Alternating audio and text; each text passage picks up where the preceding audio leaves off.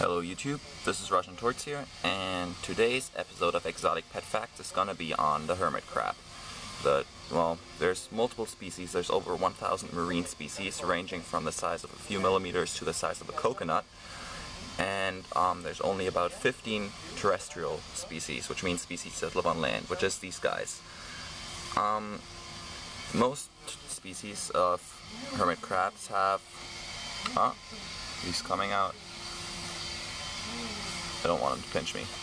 Most species of hermit crab have a curved body. Look at that guy. There he is. I want him to crawl. They have a little curved body at the back, curved abdomen that's soft and can attach itself to the inside of these shells, and they need the shell to protect their soft abdomen.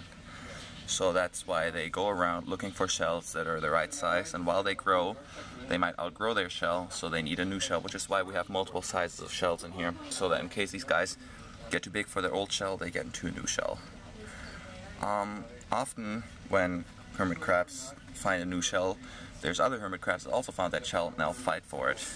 And what also happens is when a hermit crab finds a shell, it gets out of its old shell obviously, and another hermit crab that likes the shell the hermit crab was in gets into that shell. So you often have, if you put one shell in there and you have a bunch of hermit crabs, you have all of them changing their shells, which is kind of cool.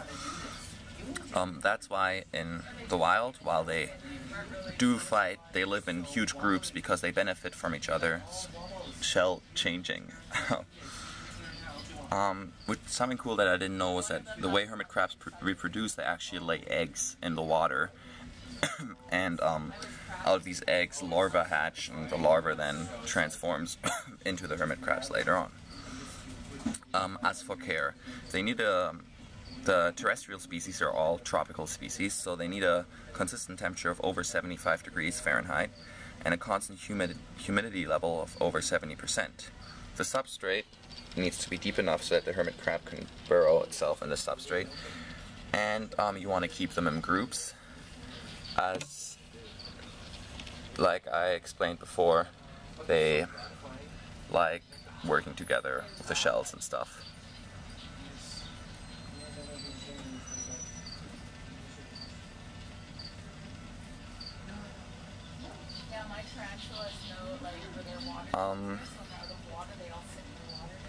You need 2 dishes, one with fresh water,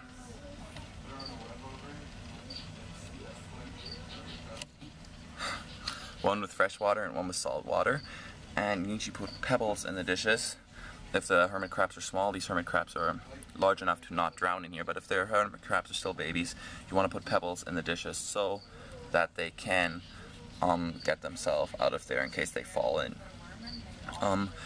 Hermit crabs are night active species, nocturnal species, so over the day, as you can see here, there's no activity going on whatsoever, but over the night they're active. So what you want to provide them with is climbing opportunities. We have a half log here at this plant. They like to climb on that, believe it or not. And as for food, they eat everything, pretty much. They're scavengers. So in the food dish we have fish food, salad, lettuce, bearded dragon food, all sorts of stuff. So you provide them with fish food, calcium. Calcium is very important. You see the cuttle bone there? Well, a piece of a cuttle bone anyways, right here. As you can see, it's been gnawed down. So yeah, that's the Exotic Pet Facts episode on hermit crabs that I did per request. If you have any other requests, I'll see what I can do. I mean, obviously it depends what species we have here. We do have right now tarantulas. We have a Mexican red knee tarantula and a Mexican bloodleg tarantula. So if you want to see an Exotic Pet Facts episode on that, I can do that. So thank you for watching. If you have any questions, please leave them in the comment section below.